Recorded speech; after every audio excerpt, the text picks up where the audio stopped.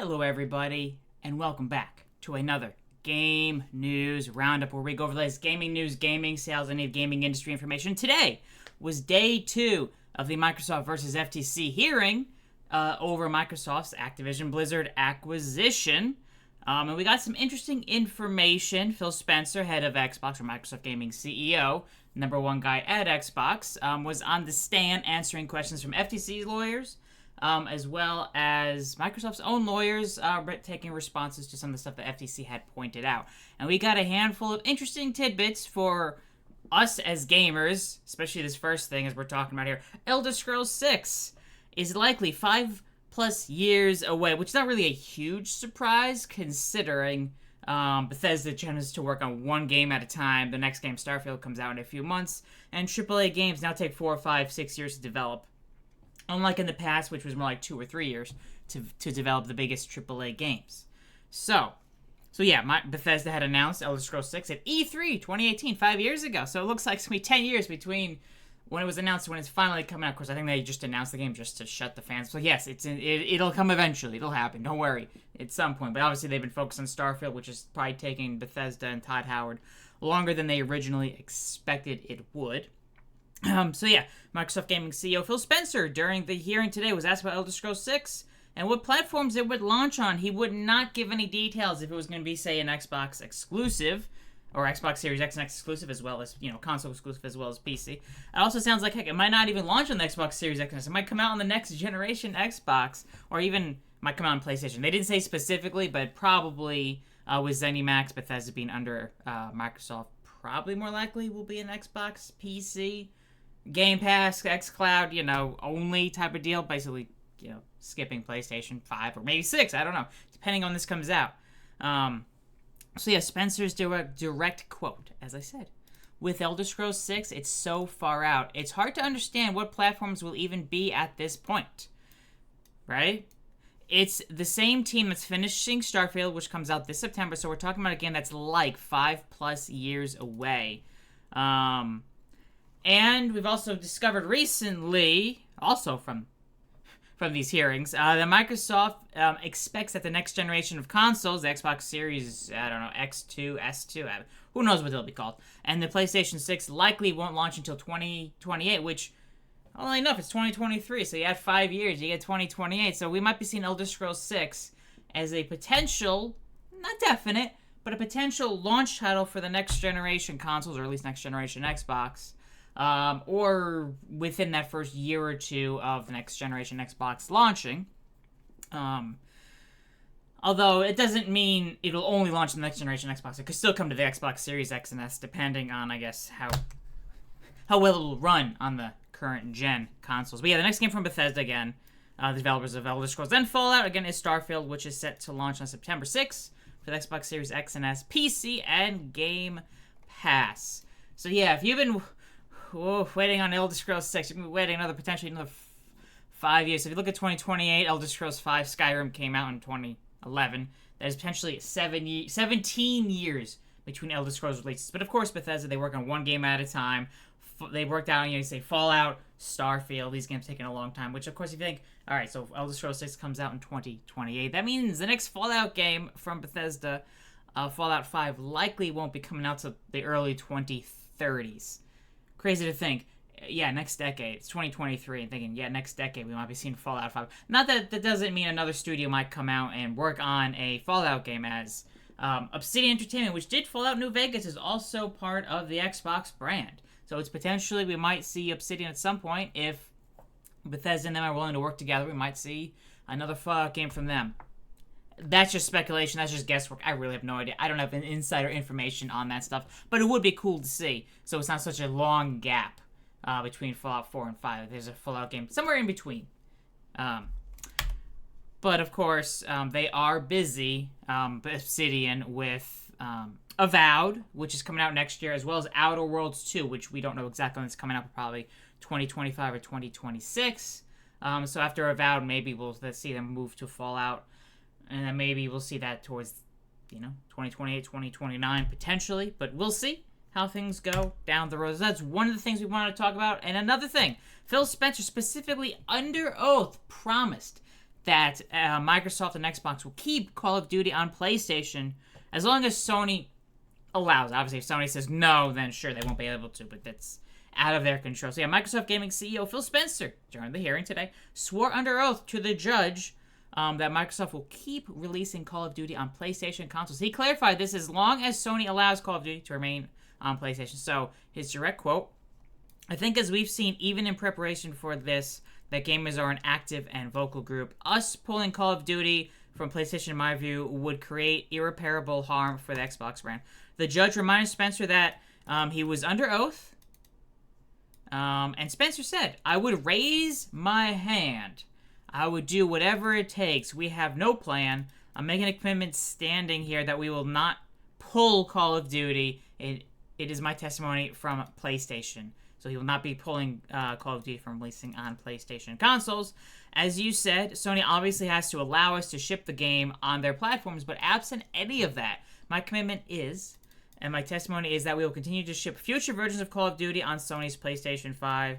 And as we have mentioned before, Microsoft and Nintendo have signed a 10-year deal where they'll be bringing Call of Duty, as long as Activision Blizzard acquisition is approved, to Nintendo platforms for 10 years guaranteed. And Microsoft has offered the same deal to Sony, but Sony has refused to sign the deal. And they also offered the same deal to Valve, and Valve said, we don't need to sign it. They're not worried about Microsoft not releasing Call of Duty on Steam. All right, so yeah, that's another thing. Phil Spencer under oath, basically saying if they end up pulling it, he's been called under oath, which means he could potentially go to jail for lying under oath if they actually pull Call of Duty. Obviously, if Sony says no more Call of Duty on PlayStation, then sure. Obviously, if Sony can do that, not a chance. Call of Duty is one of the top-selling franchises. Every year, you look at the best-selling games, it's the next Call of Duty game they released that year. In the top 3 or 4 best-selling games every year. Not the top one. You know, it varies from year to year, or maybe where you're looking, the US or Europe or wherever, but it's in the top 5 for sure in most of the world. Let's see, another thing. We found another, we kind of figured this already, of why Microsoft went and acquired Bethesda's parent company, Zenimax, which includes Bethesda, id Software, Machine Games, and several other developers. Microsoft Gaming CEO Phil Spencer, again, he was on the stand for, I don't know, it must have been 5 or 6 hours.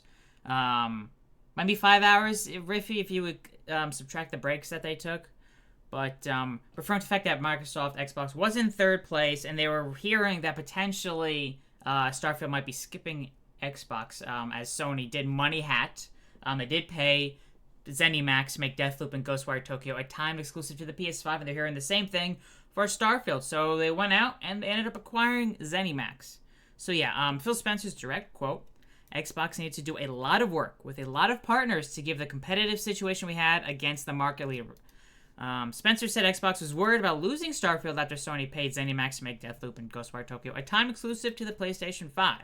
So Spencer added, "When we acquired Zenimax, one of the impetus for that is that Sony has done a deal for Deathloop and Ghostwire and paid Bethesda to not ship those games on Xbox." So the discussion about Starfield, when we heard that Starfield was potentially also going to end up skipping Xbox, we can't be in a position as a 3rd place console where we fall further behind on our content ownership. So we've had to secure content to remain viable in the business. And Spencer also mentioned the fact that Sony did, Final Fantasy 16, which just came out, Sony paid Square Enix to make the game a time exclusive on the PlayStation 5 and basically skipped the Xbox, and it launched just on the PS5, and I think at some point it'll be coming to the PC for sure.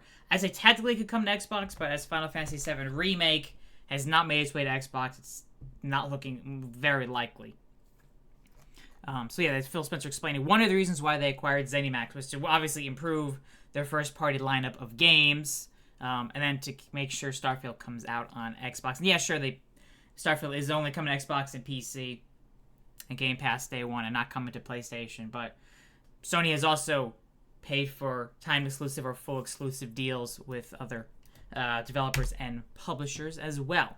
So this is basically Microsoft trying to grow its first-party lineup and to be more competitive in the gaming market, which they are expanding.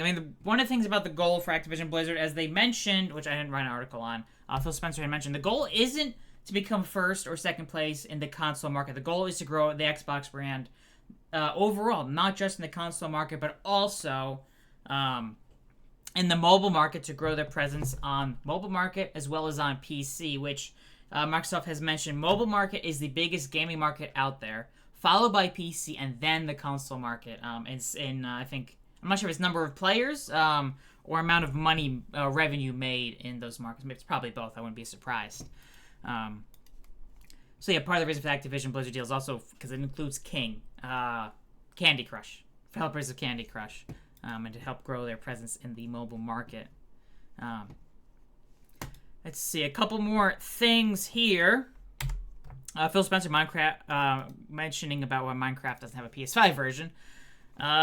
Basically, the FTC lawyer was grounding. I'm talking about the game Grounded. No. The FTC lawyer was grilling Phil Spencer about why wasn't there a PlayStation 5 version of Minecraft. Basically, Spencer said Sony was reluctant to send Microsoft, or developers of Minecraft, Mojang, development kits for the PS5 at the time they were sending them to other developers, which put us at a disadvantage relative to other developers. I think Sony could have sent development kits to Microsoft just as easy as they sent them to any other publisher. Of course, Sony being reluctant is not a big surprise about sending it to Microsoft or a Microsoft developer. But of course, it should be noted, yes, there is no PS5 version of Minecraft, or say an optimized version of Minecraft for the PS5, because the PS4 version of Minecraft does work on the PS5. And of course, I should know that the Xbox Series X doesn't have its own optimized version either. It's the Xbox One version on the Series X and S that is running right now. So Minecraft has not been optimized for the, I almost said next-gen console. I guess at this point, the current generation of consoles. And another thing that was pointed out was that Microsoft had at one point considered shipping Minecraft Dungeons out only on the Xbox One and PC. However, well ahead of release, Minecraft Dungeons obviously was in development and did come out for the Switch and the PlayStation 4 as well as the Xbox One and PC. And of course, it's available on Game Pass, and I think PlayStation Plus, but don't quote me on that, I could be wrong. I know maybe at least some of the Minecraft games are on PlayStation Plus. I'm not sure if it's Dungeons or maybe just the original Minecraft. One or the other, or maybe both. I'm not totally sure on that. Off the top of my head, that is. And one last thing to note.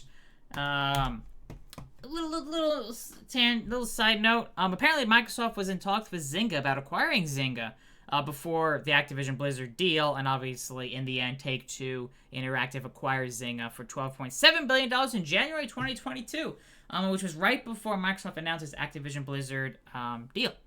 So yeah, Spencer's direct quote, we entered into some discussions with a company called Zynga, and it ended up getting acquired by Take-Two. I have a lot of respect for the people at Zynga and what they've built. In the end, for our opportunity, we thought we needed to have something that was even bigger than what Zynga was given, our small starting space in the mobile gaming business. Spencer did mention that Activision Blizzard is the largest publisher of mobile game content outside of China, which of course is due to the franchises from King, like Candy Crush. So, I spent time with Amy Hood, Microsoft's CFO, Chief Financial Officer, to look at the mobile opportunities that were in the market, and Activision was the biggest publisher of mobile content.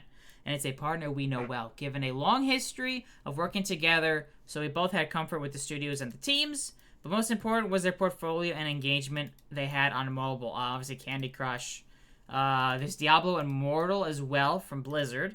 And there's Call of Duty Mobile, I think it's called, as well on the mobile platform. So one of the main reasons for the Activision Blizzard deal, as I mentioned, is to help grow their mobile presence, their PC presence, especially if you look at Blizzard with World of Warcraft, StarCraft, although we haven't seen a StarCraft game in a while, Diablo, Overwatch, and whatnot. So yeah, that is the stuff, some of the stuff that has come out today from the Microsoft versus FTC hearings. And interesting enough, at the end there, after how many hours of being grilled, answering questions, the FTC lawyer was grilling him to a point where the judge stepped in and said, okay, that's enough. And basically called it and let Phil Spencer get off the stand and being done, at least for today. Potentially he'll go on the stand next week. And then to let another person, former Google employee, to come out and answer questions as well. But yeah, that is all from Phil Spencer answering questions from the FTC lawyer, as well as some stuff from the Microsoft lawyers as well. And of course, the goal of this is for the judge to decide if Microsoft can go ahead with the deal, or the FTC can improve its injunction against the deal and whatnot. Of course, the deal has been approved in most countries around the world, but it has been blocked in the UK, which Microsoft is currently appealing. Let's see. Let me just see if I can find this. Yeah, here we go. Microsoft's appeal against the UK block of Activision Blizzard is to start July 24th. So yeah, a case management conference was attended. But Microsoft and the CMA of the UK.